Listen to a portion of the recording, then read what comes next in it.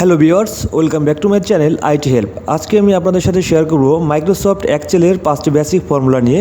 ফর্মুলাগুলো খুবই simple, but আমাদের দৈনন্দিন জীবনের কাজের ক্ষেত্রে ভেরি ইম্পর্টেন্ট।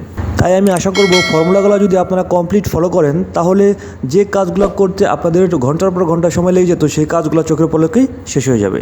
তাহলে চলুন শুরু করা যাক। প্রথমে আমি যে ফর্মুলাটি নিয়ে আলোচনা করব সেটি হচ্ছে split text to column. Split text to column হচ্ছে, আপনারা কাজের সময় লক্ষ্য করবেন আমাদের এক্সেলে অনেক সময় একই কলামে বিভিন্ন ধরনের ডাটা থাকে এবং সেই ডাটাগুলো আমাদেরকে সেপারেট করতে হয়। সেপারেট বলতে ধরুন আমাদের একটা কলামে যখন বিভিন্ন ধরনের ডাটা থাকে, যেমন একটা কলামের ভিতরে নেম, ডেজিগনেশন, জয়নিং ডেট, বিভিন্ন ধরনের ডাটা থাকে। তো অনেক সময় আমাদেরকে সেই নেম, ডেজিগনেশন, জয়নিং ডেট ডাটাগুলোকে সেপারেট কলামে ডিভাইডেড করতে হয়।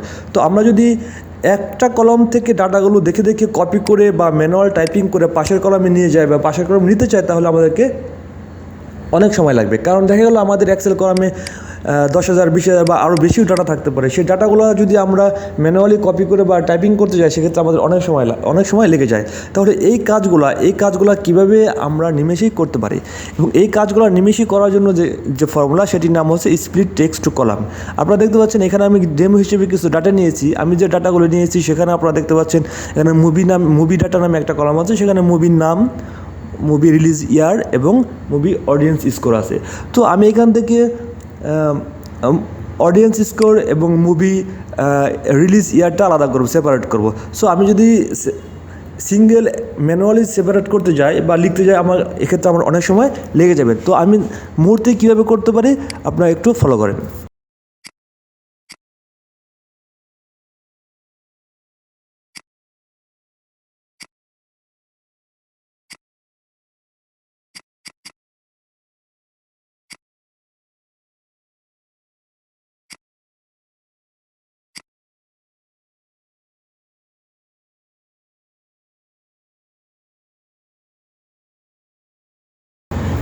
দ্বিতীয় যে ফর্মুলাটি নিয়ে আলোচনা করব সেটি হচ্ছে স্প্লিট ডাটা।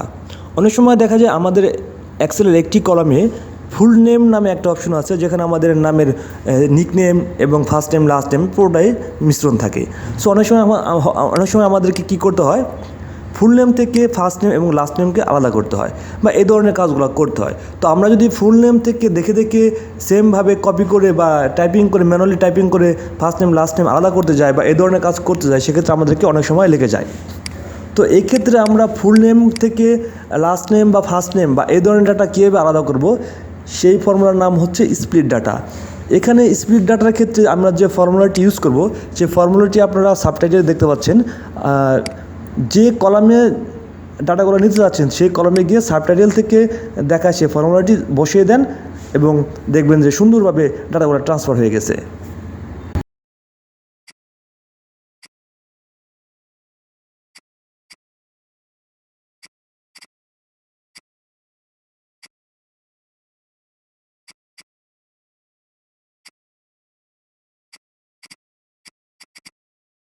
আমি তৃতীয় যে ফর্মুলাটি নিয়ে আলোচনা করব সেটি হচ্ছে কিউআর কোড বা বারকোড জেনারেশন।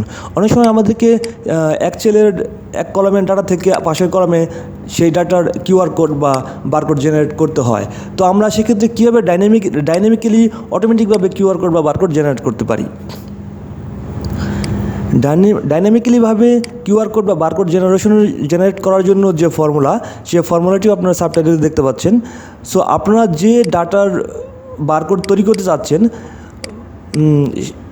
এবং যে কলামে বারকোড তৈরি করতে চাচ্ছেন, প্রথমে সেই কলাম সিলেক্ট করে সেই কলামে গিয়ে জাস্ট ফর্মুলাটি বসিয়ে দিবেন, তাতেই হয়ে যাবে। এখানে আপনারা দেখতে পাচ্ছেন আমি স্যাম্পল হিসেবে কিছু ডাটা নিয়েছি এবং সেই ডাটাগুলোর এবং ইউআরএলও নিয়েছি, এবং আমি সেই ইউআরএলকে বা যে কোনো ডাটাকে আপনারা চাইলেই বারকোড করতে পারবেন। সো আমি এখান থেকে ইউআরএলগুলোর বারকোড জেনারেট করার জন্য আমি তার পাশের কলামে কিউআর কোড নামে একটা কলাম নিয়েছি, সেই কলামে কিউআর কোড জেনারেট করছি। সো আপনারা দেখতে পাচ্ছেন এখানে আমি ফর্মুলাটি বসিয়ে দিয়েছি, এবং ফর্মুলাটি বসিয়ে দেওয়ার পরে আমি জাস্ট ইন্টার প্রেস করেছি। আপনারা দেখতে পাচ্ছেন যে বারকোড জেনারেশন হয়ে গেছে। এখানে অবশ্যই একটা জিনিস খেয়াল রাখবেন, দেখুন এখানে আমি একটা কলাম নেম দিয়েছি A2 বা B2। এখানে যে কলামে দেন না কেন, এখানে A2, B2, C2 আপনারা যে কলামে দেন না কেন, সেই কলামের ডাটাগুলো নিয়ে সে কিউআর কোড জেনারেট করবে। সো এই জিনিসটা ভালোভাবে খেয়াল করবেন।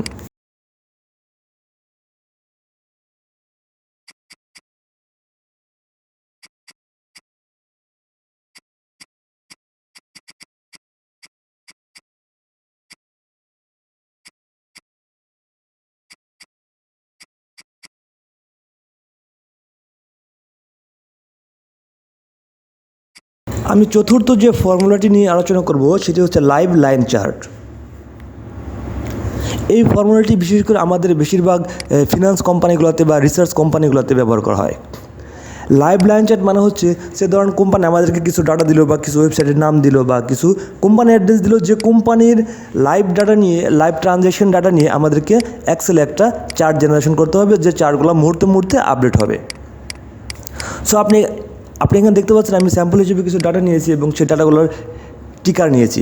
যারা টিকার সম্পর্কে না জানেন তারা অবশ্যই একটা জিনিস খেয়াল রাখবেন, আপনারা যদি টিকার সম্পর্কে না জানেন তাহলে সেই কোম্পানির নেম দিয়ে গুগলে সার্চ করবেন, ওই কোম্পানির টিকার নেম আপনারা পেয়ে যাবেন। আপনারা দেখতে পাচ্ছেন আমি বেশ কিছু স্যাম্পল নিয়েছি, যেমন গুগল, টুইটার, অ্যামাজন, অ্যাপেল, এরকম কিছু, এবং সবগুলো কোম্পানিরই টিকার নিয়েছি। So live line chart generation করার জন্য যে ফর্মুলা, সেই ফর্মুলাটিও আপনারা সাবটাইটেলে দেখতে পাচ্ছেন। আমি যে কলামে লাইন চার্ট বা লাইভ যে কোনো চার্ট আপনারা চাইলে জেনারেট করতে পারবেন, আমি লাইভ লাইন চার্ট জেনারেট করার জন্য যে কলাম সিলেক্ট করেছি সেই কলামে জাস্ট সাবটাইটেলে দেওয়া ফর্মুলাটি বসিয়ে দিয়েছি, এবং আপনারা দেখতে পাচ্ছেন যে লাইন চার্ট লোডিং হচ্ছে এবং ডিসপ্লে করছে। সো অবশ্যই এখানে একটা জিনিস খেয়াল রাখবেন, যে কোম্পানি তার ডাটা অনলাইনে পাবলিশ না করে সেই কোম্পানির ডাটা, সেই কোম্পানির লাইভ লাইন চার্ট এখানে আসবে না। আপনারা দেখতে পাচ্ছেন আমার প্রথম কলামটাতে নট মিনস নট অ্যাপ্লিকেবল একটা অপশন এসেছে, তার মানে হচ্ছে এই কোম্পানি তার ডাটা, তার ফিনান্সিয়াল ডাটা গুগলে বা অনলাইনে পাবলিশ করে না, সেজন্য এটা আসেনি।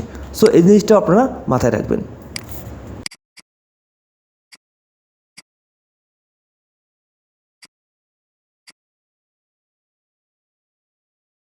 Last but not the least, 5 নম্বর যে ফর্মুলাটি নিয়ে আলোচনা করব সেটি হচ্ছে ল্যাঙ্গুয়েজ ট্রান্সলেট।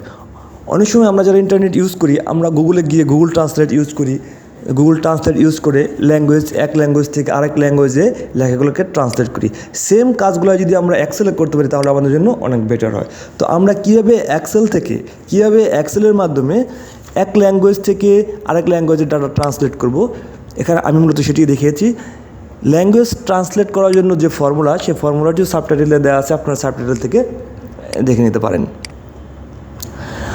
প্রথমে আমি যে ল্যাঙ্গুয়েজগুলোকে ট্রান্সলেট করব, আমি মূলত দেখিয়েছি ইংলিশ থেকে স্প্যানিশ ল্যাঙ্গুয়েজে ট্রান্সলেট। প্রথমে আমি ইংলিশ ল্যাঙ্গুয়েজগুলো নিয়ে নিয়েছি। আপনারা এখানে দেখতে পাচ্ছেন আমি এখানে স্যাম্পল হিসেবে কিছু ডাটা নিয়েছি। তার পাশের কলামে ট্রান্সলেটেড টু স্প্যানিশ নামে আমি একটি কলাম নিয়েছি, যে কলামে ইংলিশ ল্যাঙ্গুয়েজগুলোকে ট্রান্সলেট করে স্প্যানিশ ল্যাঙ্গুয়েজে নিয়ে আসবো। সো স্প্যানিশ ল্যাঙ্গুয়েজে নিয়ে আসার জন্য যে ফর্মুলা, সেই ফর্মুলাটি আমি ট্রান্সলেট টু স্প্যানিশ ল্যাঙ্গুয়েজ কলামে বসিয়ে দিয়েছি। এখানে আপনারা অবশ্যই দুটি বিষয় খেয়াল রাখবেন, সেটা হচ্ছে ফর্মুলার ভিতরে আপনারা দুটি অপশন দেখতে পাবেন, একটা হচ্ছে সোর্স ল্যাঙ্গুয়েজ আর একটি হচ্ছে টার্গেট ল্যাঙ্গুয়েজ। সোর্স ল্যাঙ্গুয়েজ হচ্ছে আপনি কোন ল্যাঙ্গুয়েজ থেকে বা কোন ল্যাঙ্গুয়েজের ডাটাগুলোকে ট্রান্সলেট করতে চাচ্ছেন, সেটা হচ্ছে সোর্স ল্যাঙ্গুয়েজ। আর টার্গেট ল্যাঙ্গুয়েজ হচ্ছে আপনি কোন ল্যাঙ্গুয়েজে কনভার্ট করতে চাচ্ছেন, সে আপনি ইংলিশ থেকে কোন ল্যাঙ্গুয়েজ নিতে চাচ্ছেন। আমি স্প্যানিশ নিতে চাচ্ছি, সো স্প্যানিশ হচ্ছে আমার টার্গেট ল্যাঙ্গুয়েজ। সো এই সোর্স ল্যাঙ্গুয়েজ এবং টার্গেট ল্যাঙ্গুয়েজে সেই ল্যাঙ্গুয়েজ দুটো টিকার দিয়ে দিতে হবে। যেমন ধরেন ইংলিশ ল্যাঙ্গুয়েজের টিকার হচ্ছে ইএন এবং স্প্যানিশ ল্যাঙ্গুয়েজের টিকার হচ্ছে ইএস। আপনারা দেখতে পাচ্ছেন আমি ইএন এবং স্পেস দিয়ে দিয়েছি। এখানে যদি আপনার সোর্স ল্যাঙ্গুয়েজ এবং টার্গেট ল্যাঙ্গুয়েজের টিকার ঠিক না হয় তাহলে কিন্তু ট্রান্সলেট হবে না। সো আপনারা চাইলে ইজিলি এই ফর্মুলাটি ইউজ করে এক্সেলের মাধ্যমেই ল্যাঙ্গুয়েজ ট্রান্সলেট করে নিতে পারেন। তাই আমি আশা করব ভিডিওটি আপনাদের ভালো লাগবে, এবং ভালো লাগলে অবশ্যই পাশে থাকবেন এবং লাইক এবং শেয়ার এবং সাবস্ক্রাইব করতে ভুলবেন না।